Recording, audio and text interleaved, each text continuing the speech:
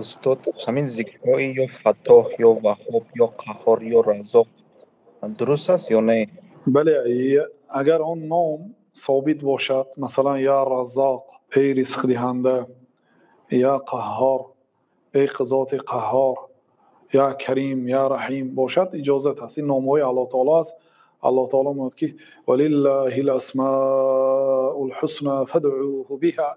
الله تعالی نام های زیبا دارد، شما الله تعالی را با آن نام ها دعا کنید.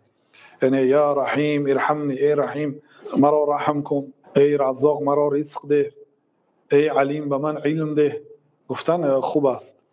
لیکن بدون کلمه یا، مثلا حکیم حکیم حکیم، خبیر خبیر خبیر، گفتن این معنا ندارد. یعنی شما در اینجا نه تنقید کرده ایستادید، نه توصیف و تعریف. وقتی که یا الله گوید، این یا نیدا و یا یاردم، طلب یاری، یا کریم یعنی به من یاری ده، در دوامش از او میپرسید.